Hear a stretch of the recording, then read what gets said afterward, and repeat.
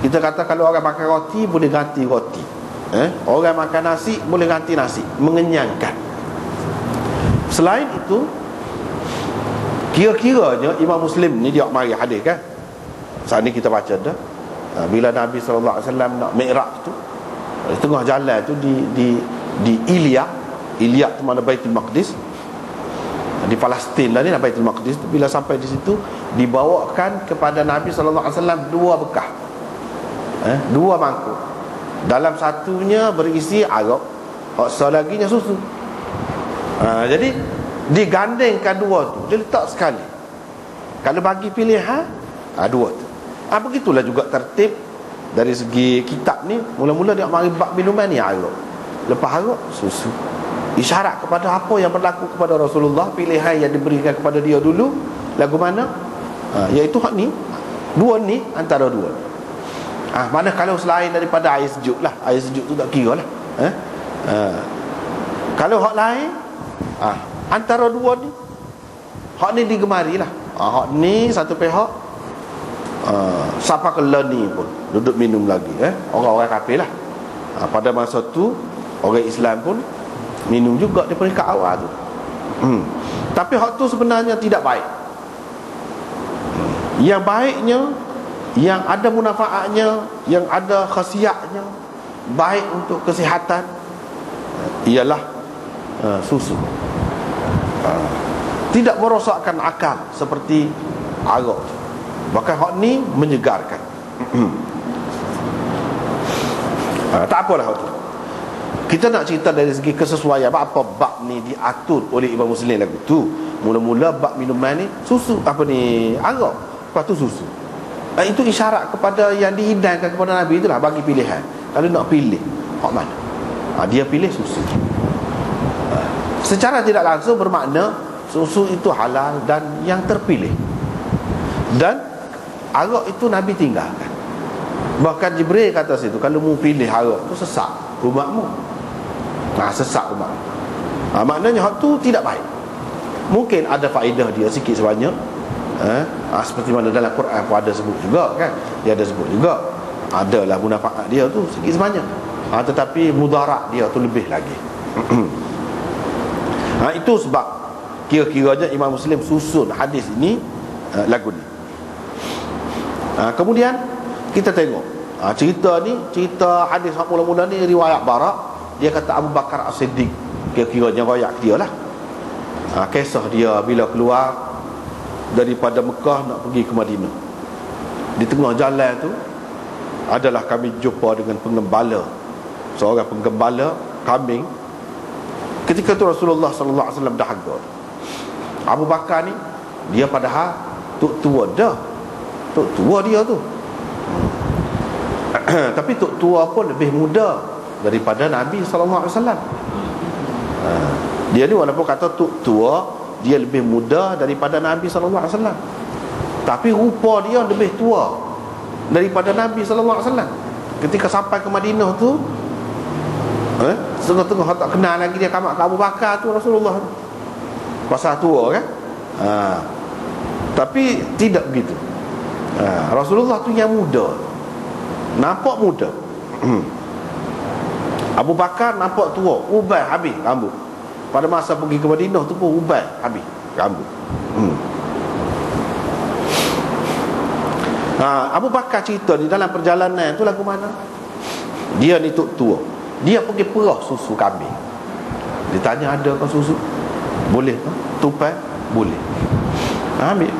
Abu Bakar pergi perah susu kuthbah, itu maknanya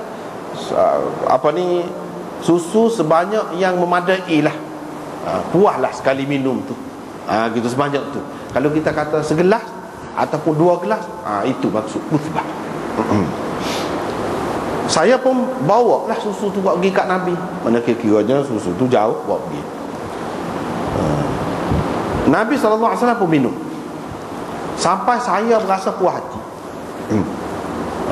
Bukan Nabi, dia tidak ayat Nabi puas hati, saya puas hati. Maknanya betapa kasihnya Abu Bakar ni kepada Rasulullah. Bukan dia yang minum, dia yang susah, dia beri minum kepada Nabi. Bila Nabi puas, dia berasa puas hati, lega. Dia berasa lega, dia berasa puas hati. Ini menunjukkan kasihnya kepada Rasulullah. Kasih, seseorang yang kasih kepada seseorang ni, dia lebih suka lagi. Kalau kekasih dia tu dapat sesuatu, dia lebih suka lagi daripada tuan diri. Kalau kekasih dia tu puas, dia lebih puas lagi. Kalau kekasih dia tu suka, dia lebih suka. Itu tanda orang kasih sengoti. Abu Bakar ni lagu tu lah, keadaannya, perasaan dia tu, khidmat sama kepada Nabi SAW dalam perjalanan itu. Dan pada ketika lain pun, bukan dalam peristiwa ni saja, pada ketika lain pun begitu juga. Dia hamparkan kain, dia kebah-kebah tempat tu, dia biar Nabi SAW tidur di situ. Dia tu, dia tidak itu mana. Dan Nabi SAW tidak pula kata apa ni, tak usahlah buat begitu, buat apa bergotuk tua. Ada. Sebab apa? Sebab kerja Nabi tu, buat kerja begitu sebenarnya dia tak ada dah. Hubungan tok tua dengan menantu tu kecil, jadi kecil. Sekarang ni hubungan Nabi dengan pengikut dia, tu, dengan pengikut dia, hubungan guru dengan murid jadi. Dalam keadaan, sebab apa? Nabi SAW pergi ke Madinah tu bukan ada kepentingan peribadi apa, tak ada apa, kerana Islam semata-mata dan dengan perintah Allah pergi tu. Jadi dia melaksanakan tugas dia sebagai Nabi. Abu Bakar sedar hal tu, dan Nabi pun sedar. Dengan sebab itu dia biarkan. Nak khidmat tak apa, biar. Memang patut pun, memang patut pun, tepat-tepat tu. Maknanya tugas. Begitu juga tempat-tempat lain. Kita katalah anak kita tu Perdana Menteri sekalipun, tapi dalam majlis yang umum, majlis rasmi, tak boleh nak buat kepada ayah ni lebih pada orang lain serupa. Pelik, macam nampak pelik pula. Buat serupa ramai-ramai. Sebab apa? Pada ketika tu hubungan anak dengan ayah tu kecil, malak jadinya. Hak lain, hak lebih terang. Hak tu lebih kena jaga lagi. Hak tu, kedudukan tu lebih kena jaga lagi. Itu satu contoh. Kalau contoh lain begitu juga tugas. Kalau ayah seorang polis, anak penjahat, tugas dia tu lebih penting lagi daripada hubungan anak dengan ayah. Tugas dia polis kau, dia gapo kau, tak caralah. Hak tu lebih penting lagi. Begitu juga sahabat-sahabat, ayah dengan anak perang kadang-kadang. Anak bunuh ayah, ada. Ayah bunuh anak, ada. Pasal apa? Ni agama ni, ini tugas. Pada ketika tu hubungan tu jadi kecil. Ni kita nampaklah benda-benda lagu ni. Di sini bukan makna Nabi SAW ni nak ajar adab, kurang adab kita dengan mertua. Tak. Dia ada kedudukan lain. Sebab dia tu, atas diri dia tu bukan, kalau kita orang biasa ni kan, sekadar orang biasa lah. Tapi kalau kita ni gotu lagi, goni lagi, banyak kara, kena ambil kira juga orang tu. Yalah, kalau anak tu sebagai anak biasa, memanglah. Ataupun menantu tu menantu biasa, memanglah.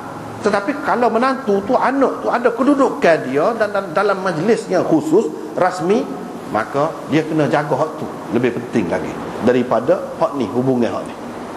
Hak ni di rumah lah. Di rumah. Depan orang ramai dalam majlis, kau dalam gitu gini, dalam mahkamah, kau gapo kalau ayah tu jadi hakim, tak cara dah anak tu nak ke mana, tak boleh. Bahkan dari segi hukumnya dia tak boleh nak cara anak dia tu, kena orang lain. Takut-takut jadi beratlah. Takut jadi kasih kepada anak tu, jadi membuatkan dia tu tidak berlaku adil. Dia puas hati. Dalam riwayat yang kedua ni lagu tu juga seperti itu.